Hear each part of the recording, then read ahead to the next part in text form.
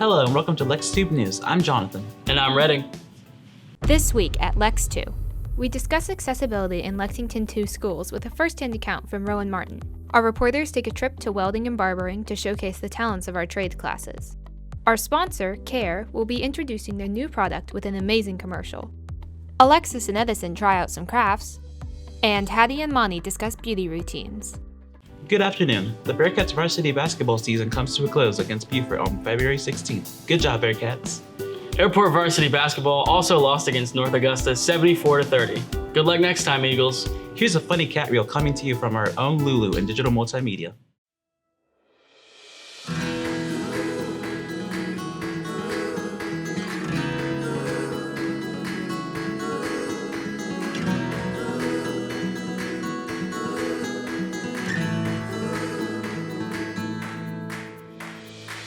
There were days where we thought we wouldn't make it out, but we stuck it out. Today's our day. Today's our day. There were nights we would fight, no end in sight, nothing was right. Tonight's our night. Tonight's our night.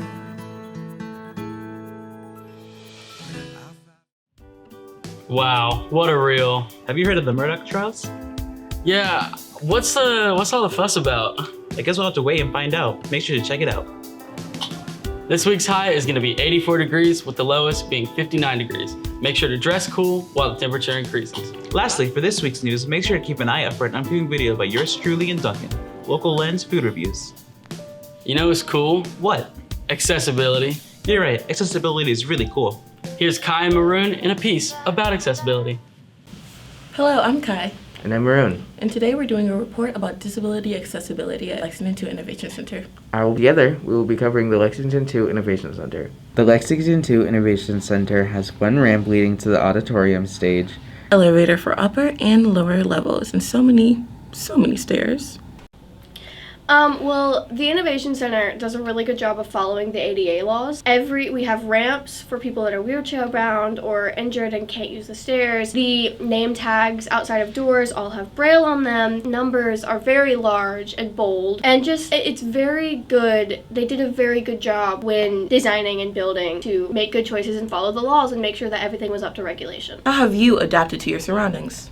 It was definitely hard in the beginning, making it through crowded hallways at my homeschool airport. There's lots of people when we're changing classes, and people aren't always aware of their surroundings and what they're doing, and they don't understand that, like, hey, there's a cane out in front of me, maybe I should move. So I've had to do a lot of, like, pull into me or make it smaller or just that adaptation. But a good thing about the Innovation Center is everything is very open and wide, and I haven't had that problem at all. I know at my homeschool, like I said, the hallways are smaller and everything is more cramped and congested, and just getting around people is a lot harder.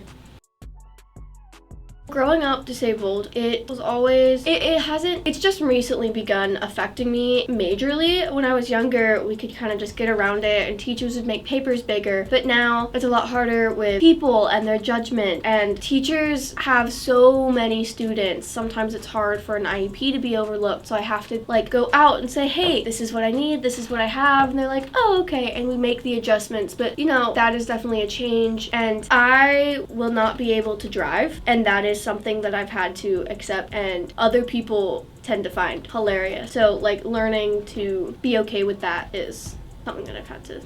What are some downsides of the school accessibility? I think things that the school could possibly change would be, we have a lot of great and amazing tools and technology in our schools, especially now with our Promethean board. Sometimes for people with hearing impairment, the boards, their sound isn't working, or it's not hooked up correctly, or things are too quiet or grainy, and that is a problem for someone with a hearing impairment or for someone with a visual impairment like me. Sometimes things are too small and can't be enlarged, depending on certain apps that we've used. I've run into a lot of problems with exam login. The testing program that we use with most things it doesn't enlarge, and when taking an EOC or a PSAT, there's been a lot of extra things I've had to go through and extra steps to get an accommodation that should have, been simpler or already there. From your experience during the school, how do you feel you'll be treated as an adult? I know that finding a job and being employed is going to be something complicated for me, especially wanting to go into the film and acting industry. The world in general wasn't built for people with disabilities. And so,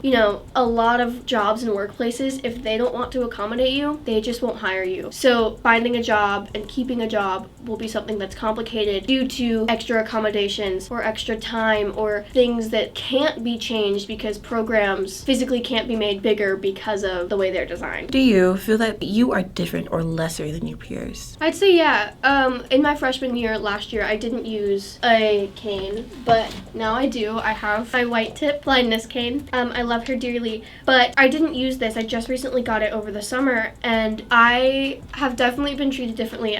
People are mean. High schoolers, teenagers are mean. I've been made fun of. I've lost friends. And I've gotten talked about right behind me in the hallways. So accepting that I'm different and people see me as a different person because of one tiny thing is something that's been a little bit hard to work through. It's still CTE month, and we have 2 pieces coming to you from the Innovation Center's barbering and welding classes.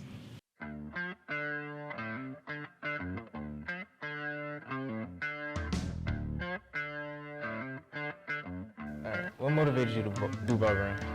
Well, it's a trade that I've been around ever since I was little, and I've always watched my barbers, cut my hair and stuff, and they gave me a chance to do it here. It's an easy way to make money. It's always something I can fall back on, and I love cutting hair. Would you say this field of work is difficult or easy for you? I don't like parting, but other than that, it's easy. Understand. Yeah. Do you enjoy teaching? Yes, I enjoy teaching. I enjoy teaching. I love to do this.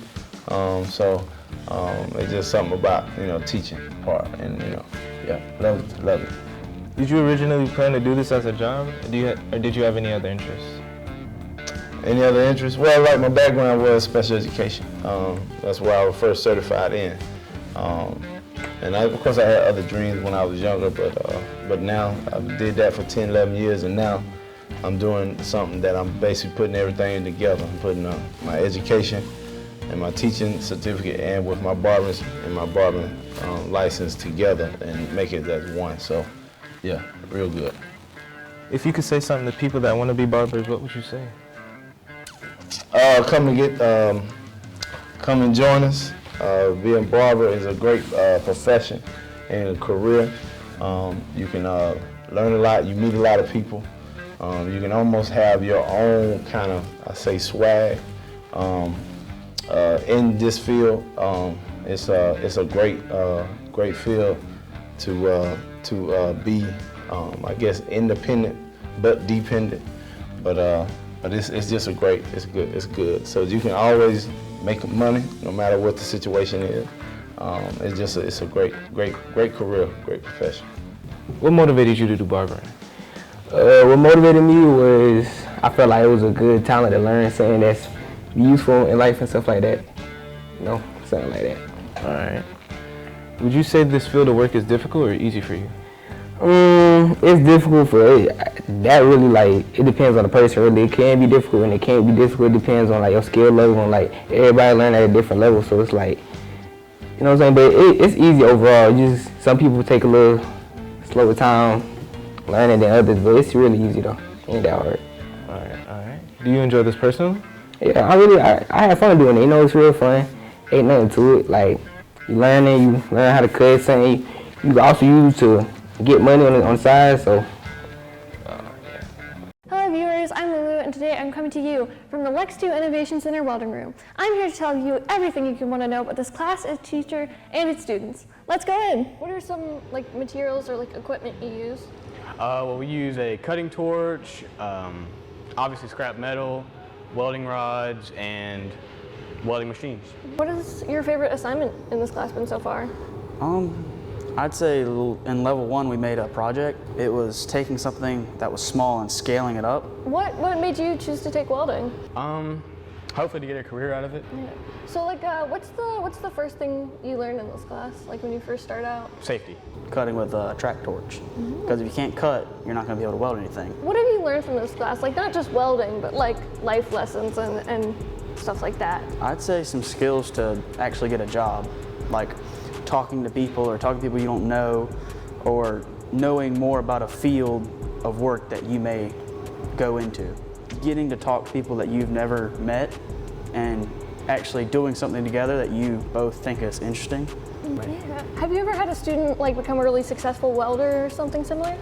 We have tremendous stories, and I like to always say that, you know, I'm not giving them skills. I'm simply opening the door and shining on the skill set, and then they learn it and they take it forward. What kind of safety measures do the welding students have to take? Safety's paramount. We'll talk about heat and thermal burns, and we'll talk about ultraviolet light and flash burns and all of the things that will and could cause harm to keep us from getting hurt. How do you hope to help your students like grow in this class? The most important skills that we teach here at our school, and what I want to get across, are the employability skills. I want my students to be successful in whatever they want to do in life. Your students out there, they're doing a lot of hard work. How do you like motivate them to learn, especially like the beginner students? I think it's more getting over fear of the unknown. You have to begin to work through the fear of being burned or all those types of things. And so I think as soon as we get through that, they just learn to enjoy it, and the motivation's internal. And hopefully my passion for my craft will inspire you to be better at it. Wow, I learned a lot about welding. I've been Lulu, coming to you from the Lex2 Innovation Center Welding Room. Thanks for tuning in. And now, here's a word from our sponsors. Cahair! Are you like these losers? Always standing? Well, introducing the Cahair.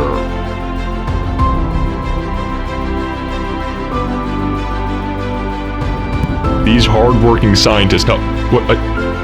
Why is it spinning? I can't read that. What? Look at how these young men react after their first use of the Cahair. What? No, stop fighting. No, stop it. Okay, thank you. Look at them. Look how happy they are. Look at them sit in. That's not how you. Okay. All right. That's okay. Buy now with 3 easy payments of 500 pesos, plus only 100 Omega shipping and handling. Have you seen those weird 1-minute crafts videos where they tell you to put hot glue on everything? Here's a totally normal 1-minute craft from Alexis and Addison.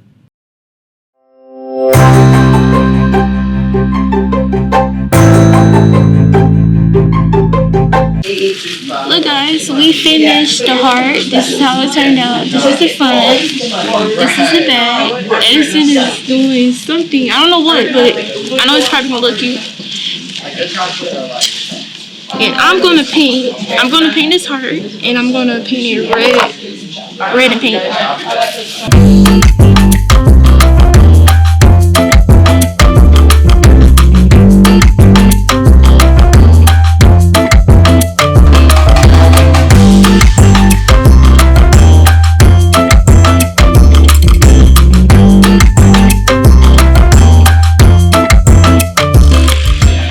If you want to get your boyfriend, girlfriend, whoever, something for Valentine's Day, you can go in Dollar Tree, get one of these.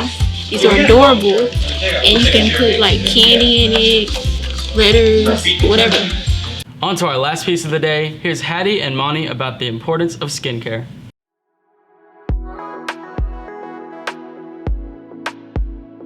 Hi, my name is Hattie, and I'm Miney. And we're doing interviews based on beauty and skincare. I care about my appearance a lot, so I like to use skincare to make myself feel better and look better. And me, I've been having a skincare routine for a few years now. And I also care about my appearance and the way I look. And it helps me have more confidence. What is like y'all skin routine? Like, what do y'all do? Okay, well, after I get out the shower, I take my face scrub and just like scrub it across my face and then put the face lotion on, basically. Mine's a little more complicated because my acne is so bad sometimes, so I have to work with it, and I have to like wash my face, and there's like 50 different lotions that I have to put on so it works, and yeah, it's a long Have y'all list. seen any like results so far? Like how long y'all been doing your skin routines? I've been doing it for approximately 1.5 years now. I've been doing it for way longer than that. It depends because my skin is really sensitive, so like half the stuff sometimes just makes my skin go really red or like have some negative effects, so we have to like, it depends. But what I'm using now does work, it's working. So what is y'all goal for y'all face? Clear and smooth. Much. I don't really care, just as long as it works. Do you feel relaxed whenever you do your skincare? Yeah, it feels like a natural beauty to do it like every day. Yeah, it's kind of like a routine thing, just to make me feel good. Just like, okay, let's do this. Thank you. Do you have skincare routine? No, but I never really thought of it. Do you ever plan on having a routine? Depends how my life goes. Okay, well, thank you. No problem.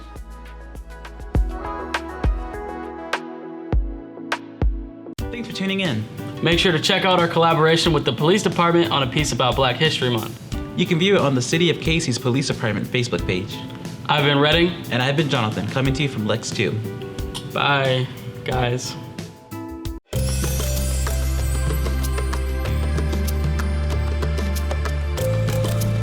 Hey, I'm Sergeant Eddie West of the Casey Police Department. I'll take the time to talk to some of our community partners, citizens, and officers to serve you to see what Black History Month means to them.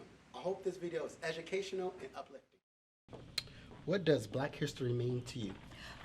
Black history means to me, it's your community, making it aware of everything, your legends that have lived there in the past and also in the future.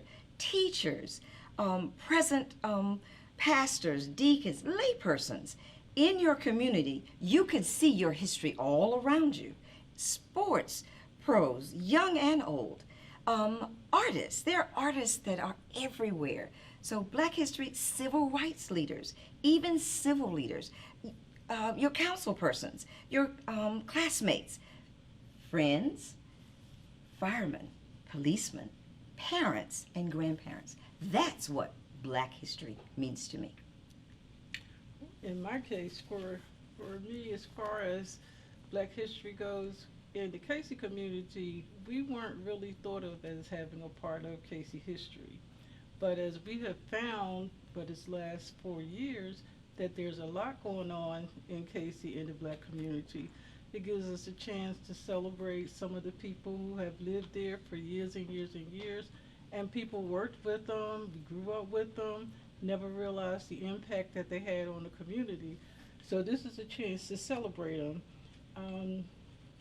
And our Black community has really embraced the Casey legends. We call them our Casey legends that we're posting from the museum.